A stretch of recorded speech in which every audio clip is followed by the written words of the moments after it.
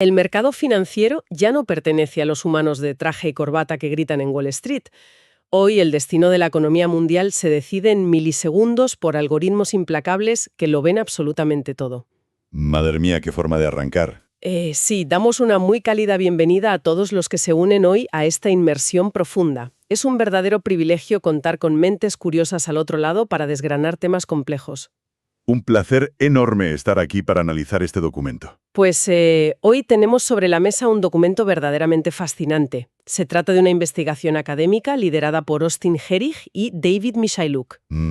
Un texto muy denso pero muy revelador. Ya, totalmente. Y nuestra misión aquí, para quienes nos escuchan, no es leer gráficos aburridos ni ecuaciones interminables, sino entender cómo operan exactamente estos superordenadores. Exacto. Queremos ver por qué han barrido del mapa a los creadores de mercado humanos y sobre todo responder a la gran pregunta de si benefician realmente a la economía o son un sistema diseñado para devorar a los inversores tradicionales. Esa es la clave del debate. Yo personalmente, al repasar estas páginas, me resulta imposible no maravillarme ante la pura eficiencia tecnológica. Creo que es un salto evolutivo espectacular en nuestras finanzas. Yo estoy fascinada. A ver, desde luego entiendo esa fascinación por la tecnología. Es innegable que la infraestructura ha dado un salto cuántico. Brutal. Sin embargo, mi objetivo hoy va a ser poner una lupa bastante crítica sobre las conclusiones de este texto. Me parece perfecto. Porque vamos a rascar bajo la superficie de las suposiciones matemáticas que los autores usan para construir su modelo. Y más importante aún, vamos a cuestionar los verdaderos motivos y riesgos sistémicos que introducen estas firmas de trading automatizado. Hay muchísimas zonas grises operando en la sombra de estos mercados hiperconectados. Pues un poco de debate siempre enriquece el análisis a fondo. Fíjate en un detalle histórico que plantea el texto para ponernos en situación. A ver, La velocidad a la que la figura tradicional del creador de mercado desapareció. Hablamos del especialista de carne y hueso de la Bolsa de Nueva York. el de toda la vida. Justo el de toda la vida. El texto menciona que el volumen de operaciones gestionado por humanos se desplomó de un respetable 16% en 1999 a un ridículo 2,5% en 2007. Una caída en picado. Y justo en esa ventana, el trading de alta frecuencia, o HFT por sus siglas en inglés, saltó del 21% al 61% de cuota de mercado entre 2005 y 2009. Sí, los datos son contundentes. Para mí, esto es la definición de progreso. Hemos sustituido un sistema ruidoso, lento y propenso al agotamiento humano por una infraestructura milimétrica. Los números son apabullantes, sin duda. Pero fíjate, lo fascinante no es solo la velocidad de adopción, sino la opacidad del nuevo sistema. Ya, las famosas cajas negras. Exactamente. Esas firmas de alta frecuencia que ahora dominan el flujo de órdenes operan bajo un secretismo casi absoluto. En la industria se las conoce literalmente así como cajas negras. Y aquí es donde encuentro el primer roce con el tono del documento. ¿En qué sentido? Pues que los autores asumen desde una perspectiva puramente matemática que esta eficiencia técnica se traduce automáticamente en un beneficio para el inversor común. Claro, minimizan otras cosas. Minimizan las quejas históricas sobre la manipulación de precios. Hay reguladores y inversores institucionales advirtiendo constantemente sobre cómo estos algoritmos pueden crear espejismos en el mercado, operando fuera de cualquier supervisión gubernamental estricta. Ya, es verdad que la palabra algoritmo siempre genera cierta desconfianza, pero cuando analizas la mecánica de cómo lo hacen, tiene todo el sentido del mundo que hayan ganado la partida. A nivel de velocidad es indiscutible. Y no solo velocidad. El documento actualiza un modelo clásico de 1985 de los investigadores Glaustein y Milgrom.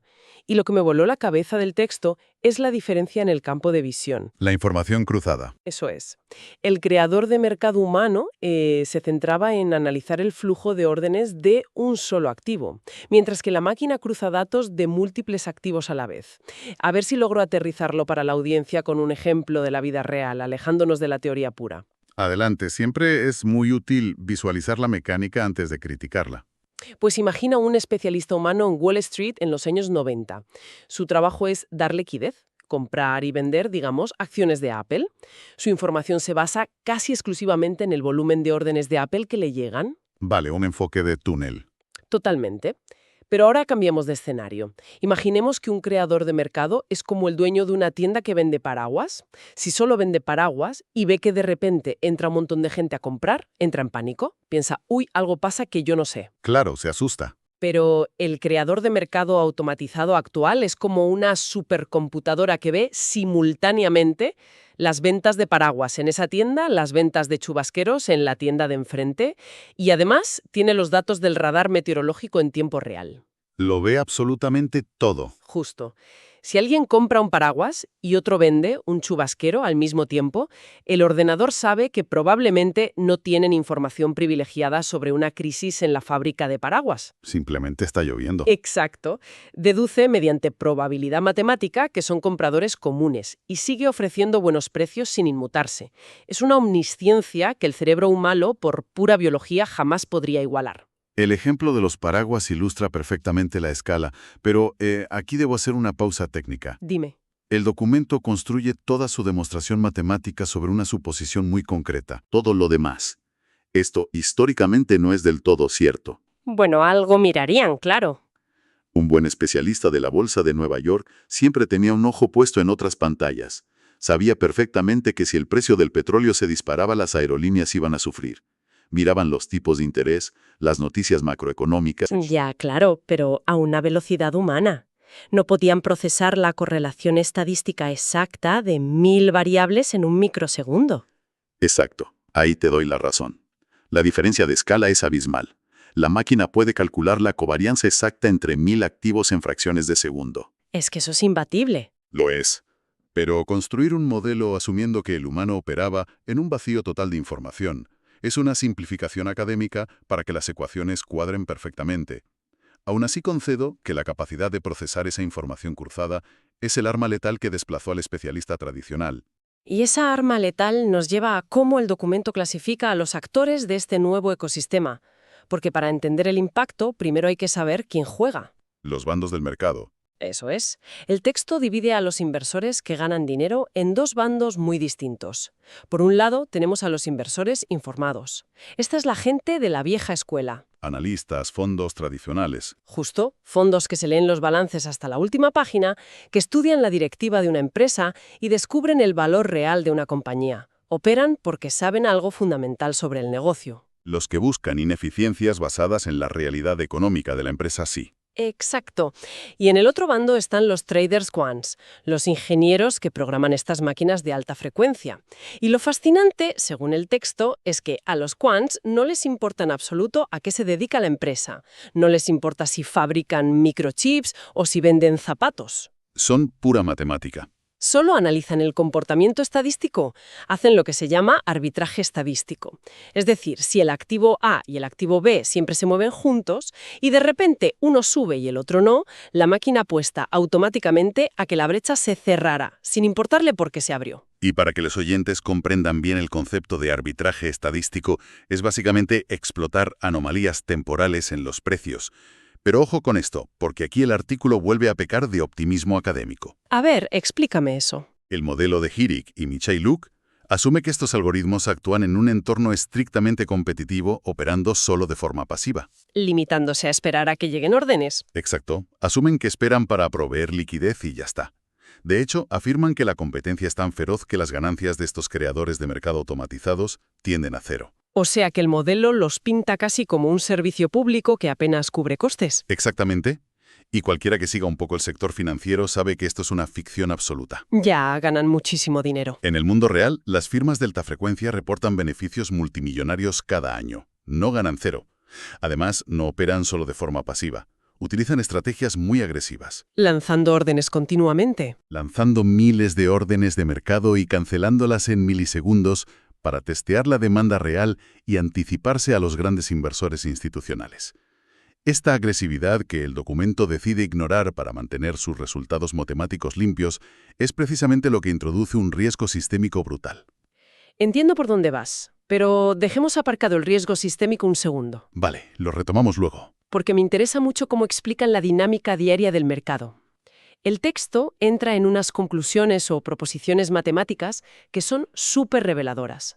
Básicamente explican cómo la máquina asfixió al humano. Con el tema del flujo tóxico. Sí, la clave es el flujo tóxico. El algoritmo, con toda esa visión cruzada de la que hablábamos, es capaz de detectar cuando una orden viene de alguien informado. Detectan el peligro. Claro, si la máquina sabe que te enfrentas a un pez gordo que tiene mejor información fundamental que tú, el algoritmo se retira o ajusta sus precios para no perder dinero. Lo cual deja al creador de mercado humano que no ha visto venir el golpe absorbiendo todas esas operaciones perdedoras. Exacto, le dejan toda la basura. Es un mecanismo de supervivencia de la máquina a costa del humano. Totalmente. El humano se come las pérdidas sistemáticamente. Y para sobrevivir a ese sangrado constante, el humano no tiene más remedio que ampliar muchísimo su spread. El margen. Eso es, la diferencia entre el precio al que compra y al que vende para cubrirse las espaldas. Y esto deriva en el punto central del artículo. Gracias a los algoritmos, el spread se estrecha para los inversores comunes y desinformados, es decir, se abaratan los costes para la gran mayoría, pero se amplía muchísimo para los inversores informados. Y, sinceramente, aunque entiendo tus reservas, yo creo que esto es una victoria tremenda. Democratiza el mercado. Democratiza. Sí. Hace que un fondo de pensiones normal o alguien que invierte sus ahorros mensuales sin pretender batir al mercado pueda operar con unos costes de transacción históricamente bajos. A simple vista parece una victoria para el inversor minorista, no te lo niego. Es que los números están ahí. Pero si damos un paso atrás y miramos el panorama general, esta dinámica esconde una consecuencia filosófica y económica devastadora. A ver, cuéntame. Piénsalo bien. El sistema premia al que opera a ciegas y castiga severamente dándole peores precios a quien hace el esfuerzo de investigar. Estás penalizando económicamente a los analistas que descubren el valor real de las empresas. Ya les quitas el incentivo de hacer los deberes. Totalmente. Y si desincentivas la investigación fundamental, entras en un terreno muy peligroso. Porque alguien tiene que poner el precio inicial. Exacto. Si nadie gasta tiempo y dinero en leer los balances, en analizar patentes tecnológicas o en evaluar si una empresa está al borde de la quiebra, entonces, ¿quién fija el valor real de las cosas? Es una buena pregunta. El propósito primario del mercado de valores no es ser un casino rápido. Es descubrir el verdadero valor de las empresas para que el capital de la sociedad se asigne de manera eficiente a los proyectos más viables. Si los algoritmos expulsan a los que traen esa información fundamental, todo el ecosistema se empobrece a largo plazo. Ya te entiendo. Pero espera, porque ahí el documento presenta un contraargumento muy potente en la proposición 3. A ver qué dicen sobre la eficiencia. Los autores afirman que los precios al final del día son en realidad mucho más eficientes gracias a las máquinas. Cuestionable. Ellos demuestran matemáticamente que gracias al cruce constante de información entre miles de activos, el precio de cualquier acción se acerca a su valor teórico mucho más rápido que en la época de los humanos. Incluso mencionan estudios previos que midieron esto en la práctica y encontraron que la actividad de los ordenadores contribuye muchísimo más a descubrir el precio correcto en tiempo real. Claro, el concepto de eficiencia de precios en el mundo cuantitativo es un poco tramposo. ¿Por qué? Tramposo. A corto plazo si reducen lo que llaman asimetría temporal. Si sale una noticia, el precio se ajusta en un microsegundo, en lugar de en 10 segundos. Pero volvemos a lo mismo. La máquina procesa la información de forma magistral, pero no la crea. Reacciona a ella. Efectivamente, reacciona a las correlaciones que los humanos informados han introducido en el sistema operando previamente.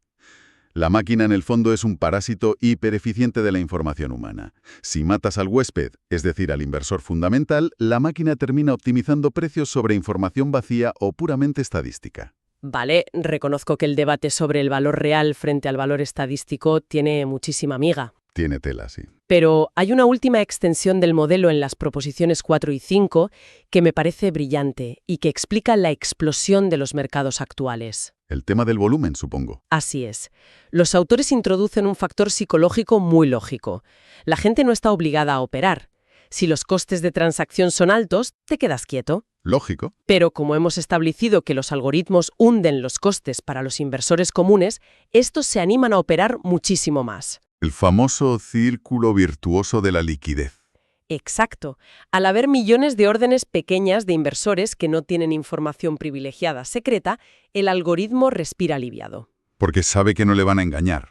Sabe que no va a perder dinero contra ellos. El riesgo de pérdida para el creador de mercado se diluye en un océano de pequeñas operaciones inocuas. Esto les permite reducir los costes aún más, lo que atrae a más volumen, lo que reduce los costes de nuevo. Es un mecanismo impecable. Sobre el papel. Y honestamente es exactamente lo que hemos vivido en la última década. El volumen de operaciones se ha multiplicado por 10 y operar hoy cuesta céntimos. ¿No compensa esa liquidez masiva los riesgos que mencionabas antes? El modelo explica magistralmente esa correlación. Menos costes equivalen a más volumen. Pero hay una trampa mortal en depender de esta estructura, y no hace falta irse a la teoría abstracta. Tenemos la historia reciente. Exacto. Esa liquidez masiva es lo que muchos expertos llaman liquidez fantasma. Cuando el mercado está tranquilo y soleado, el círculo virtuoso funciona de maravilla. Todo el mundo gana. Pero es un castillo de naipes. Piensa en eventos como el flash crash de mayo de 2010. Madre mía, qué día aquel, cuando el índice Dow Jones se desplomó casi 1000 puntos en cuestión de minutos y rebotó sin sentido aparente. Exactamente. ¿Y qué pasó ahí? Las máquinas colapsaron. Que ante una anomalía en los datos, ante un escenario de extrema volatilidad que sus modelos históricos no tenían contemplado, los algoritmos hicieron lo que están programados para hacer cuando el riesgo matemático se dispara. Se apagaron. Se desconectaron del mercado. Totalmente. Toda esa liquidez maravillosa y masiva desapareció en un milisegundo. Y cuando no hay creadores de mercado al otro lado, los precios caen al vacío absoluto. Es escalofriante pensarlo. El modelo de Harry y Michel Luc pinta un ecosistema donde las máquinas siempre están ahí pacíficas y constantes.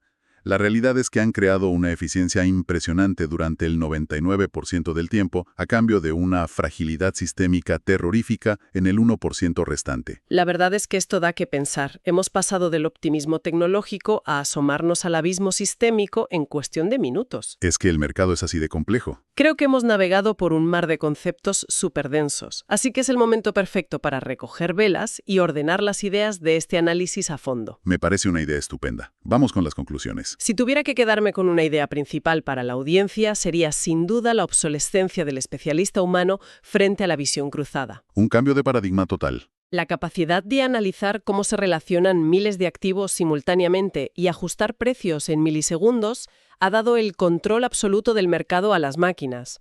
Matemáticamente, estoy segura de que el humano sencillamente no tenía ninguna posibilidad de sobrevivir a ese nivel de procesamiento. Totalmente de acuerdo. La batalla de la velocidad está perdida para siempre.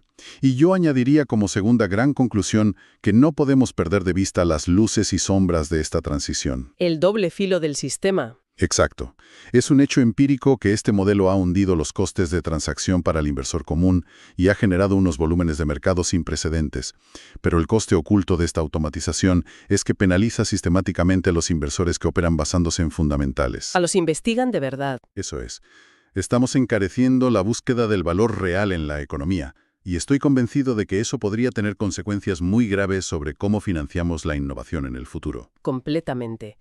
Y como tercer punto clave, creo que nos llevamos una visión mucho más madura sobre lo que significa la eficiencia. Desde luego. El texto demuestra que los precios se ajustan más rápido que nunca a la nueva información.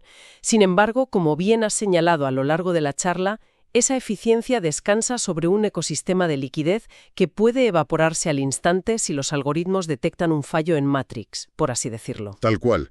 Un espejismo en momentos de crisis. Nos quedamos con la duda razonable sobre si la transparencia de estas cajas negras debería estar mucho más regulada en el futuro. Ha sido un debate sumamente estimulante. A veces la academia nos da modelos impecables y es nuestra responsabilidad bajarlos al barro del mundo real. Quiero agradecer profundamente a la audiencia el tiempo que nos han dedicado hoy. Analizar las tripas del sistema financiero siempre requiere un esfuerzo extra, pero entender las reglas del juego es fundamental. La verdad es que se me ha pasado volando. Ha sido un verdadero placer diseccionar este artículo contigo y con todos los que nos acompañan desde casa o desde el coche. Igualmente. Y bueno, para despedirnos, y como solemos hacer, queremos dejar una idea flotando en el aire. Algo para que la audiencia siga dándole vueltas, que no está en las ecuaciones del documento, pero que es el elefante en la habitación tras nuestra charla. A ver qué les planteas. Si de estos algoritmos siguen evolucionando hasta el punto de poder predecir y fijar el precio de absolutamente todas las correlaciones del mundo de forma perfecta, eliminando a cualquier analista humano del tablero, ¿qué será entonces del mercado de valores? Interesante dilema. ¿Dejará de ser el gran termómetro del ingenio, el esfuerzo y la empresa humana para convertirse simplemente en un gigantesco videojuego donde inteligencias artificiales comercian entre sí a la velocidad de la luz, completamente desconectadas de la economía real que todos pisamos cada día? Ahí queda eso. Hasta nuestra próxima inversión profunda.